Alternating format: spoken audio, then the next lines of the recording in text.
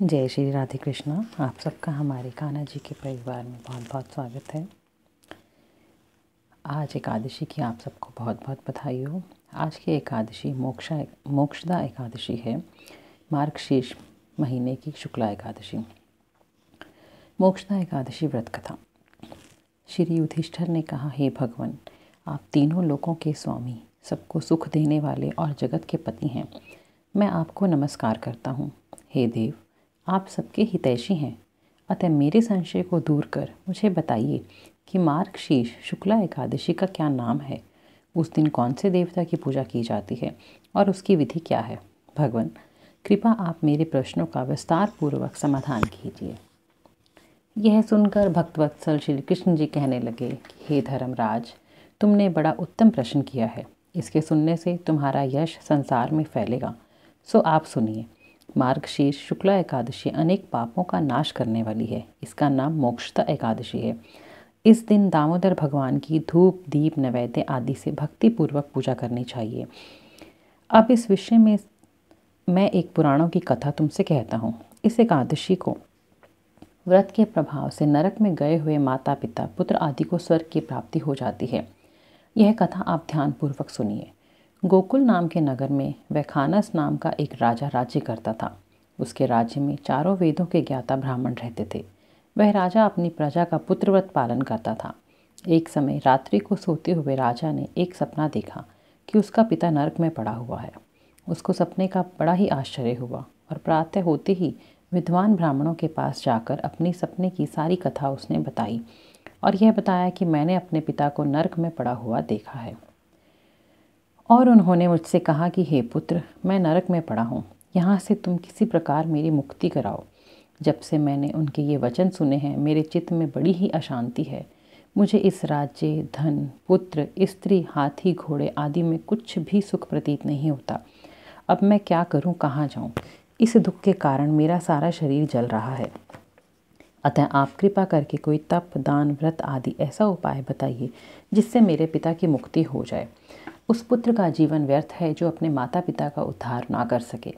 एक उत्तम पुत्र जो अपने माता पिता तथा पूर्वजों का उद्धार करता है, वह 1000 मूर्ख पुत्रों से अच्छा है। जैसे एक चंद्रमा सारे जगत में प्रकाश कर देता है, परंतु हजारों तारे नहीं कर पाते। राजा के ऐसे वचन सुनकर ब्राह्मण कहने लगे, हे राजन, यहाँ पर पास ही भूत, भविष्य और वर्तमान के ज्ञाता पर्वत ऋषि का आश्रम है। आपके प्रश्नों का उत्तर वे भली भांति दे सकते हैं। ऐसा सुनकर राजा मुनि के आश्रम पर गया। उस आश्रम में अनेकों शांत चित्त योगी और मुनि तपस्या कर रहे थे। उसी जगह चारों वेदों के ज्ञाता साक्षात ब्रह्मा के समान पर्वत मुनि बैठे थे। राजा ने वहां जाकर उनको साष्टांग प्रणाम किया। पर्वत मुनि ने राजा से सांगोपांग कुशल पूछी। राजा ने कहा कि महाराज, आपकी कृपा से मेरे राज्य में सब कुशल है, परंतु अकस्मात के विघ्न आ गया है जिससे मेरे मन में बिल्कुल भी शांति नहीं है। मेरा चित्त अशांत हो उठा है। ऐसा सुनकर पर्वत मुनि ने एक क्षण के लिए अपनी आंखें बंद कर ली और भूत विचारने लगे। फिर बोले कि राजन, मैंने योग बल से तुम्हारे पिता के सब कुकर्मों को जान लिया है।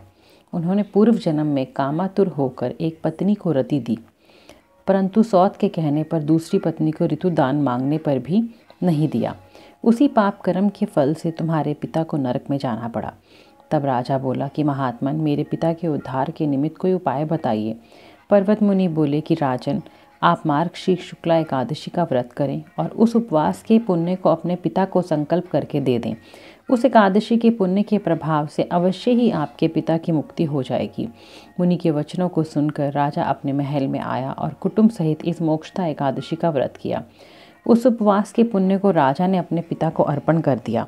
उस पुण्य के प्रभाव से राजा के पिता को मुक्ति प्राप्त हुई और वह स्वर्ग में जाते हुए अपने पुत्र से कहने लगे कि हे पुत्र, तेरा कल्याण हो। यह कहकर स्वर्ग चले गए। मार्गशीर्ष मास के शुक्ल पक्ष की इस मोक्षदा एकादशी का जो भी व्रत करते हैं, उनके समस्त पाप नष्ट हो जाते हैं और अंत में स्वर्ग लोक को जाते हैं।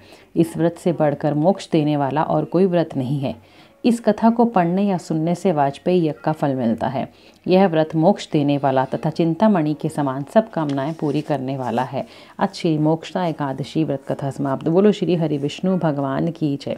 बोलो मेरे बांके बिहारी लाल की जय। जय जय श्री राधे, जय जय श्री राधे, जय जय श्री राधे श्याम।